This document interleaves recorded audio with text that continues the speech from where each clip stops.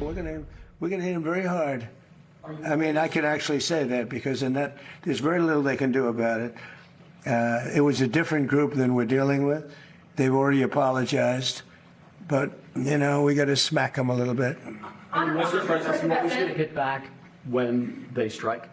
Will I always hit back? Yes. Pretty much. President Trump, true to his word, carrying out his promise to hit Iran back after the regime targeted U.S. forces in Jordan.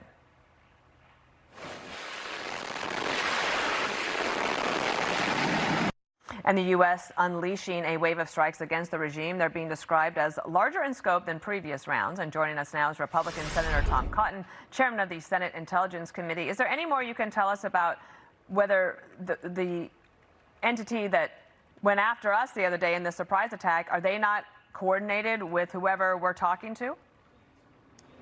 Dana, of course they are. Everyone in Iran, Iran's government is a revolutionary terrorist fanatic. They may play this game where the English-speaking diplomats who wear suits say that they had no idea and they're sorry that they rogue factions killed Americans. But it's all one single government in Iran. The president was right to strike back against Iran. I think we need to continue to hit them hard. We need to keep the embargo in place, which is devastating their economy. We need to keep the Strait open to keep costs down for Arkansans and all Americans. But I'm always been very skeptical that we'll find anyone in Iran that wants a deal and has the power to make a deal. What do you see as the way to stop this cycle of attacks and then response, a little bit of time for a ceasefire, and then right back to it? Well, Dana, I don't think we can take anyone in Iran at their word. I've been in favor from the very beginning, going back to April, to finishing our military campaign, maybe 2 or 3 more weeks of intensive bombing that reduces their ability to threaten our troops in the region and that reduces their ability to stop shipping through the Strait of Hormuz. Can they still harass shipping? Yes, but we have the ability, working with our partners, to keep the Strait open, to keep the flow of oil out, to keep prices down for Arkansans and all Americans. And then we can keep the embargo in place in the long run. That's doing almost $500 million of damage to their economy every single day. I think that's the best course of action from this point moving forward. I'm very skeptical we're going to find anyone in Iran who wants to make a deal, who has the power to make a deal. Do you think China is giving them any weapons? I think China and Russia are both helping Iran in various ways. They may be indirect and it may not be in significant fashion, but there's no doubt that China and Russia want to see the United States fail. They're our adversaries, they're not our friends.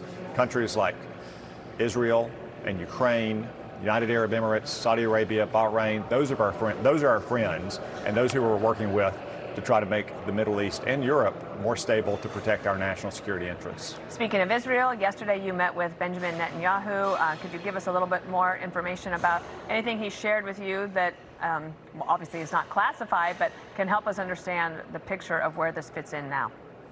Well, we had a very good conversation. I've known the Prime Minister now for over 10 years. We work together very well, just like our nations work together very well. I was very pleased to hear that his meeting with the president had gone so well. We talked in large part, too, about the future of the U.S.-Israel defense relationship. You know, for many decades, we provided them defense aid. Most of that money gets spent here in the United States in our defense industry, but we want to move into a partnership of true co-development of technology and weaponry. A lot of that money is being spent in South Arkansas because Arkansas has become the defense capital of the world. We've got Israeli companies working alongside American companies to develop solid rocket motors and other tools that our troops and Israel's troops are using to keep our two nations safe and secure. Can I ask you one last question? We are awaiting to find out what is the next step in a possible vote for Todd Blanche to become Senate confirmed to be the Attorney General for President Trump. That was called off. The committee vote was called off. Is there any indication of when this might get solved?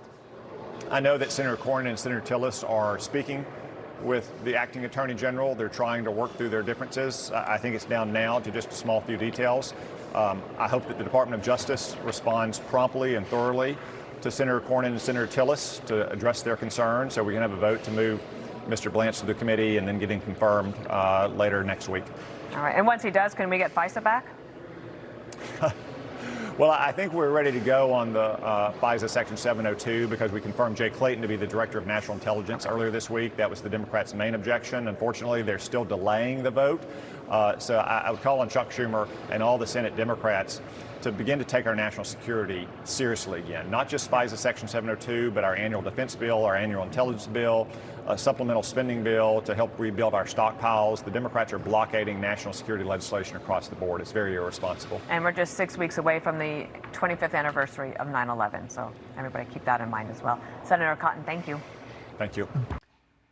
Be sure to like and subscribe for all the Fox News latest on YouTube and catch full shows streaming now on Fox One.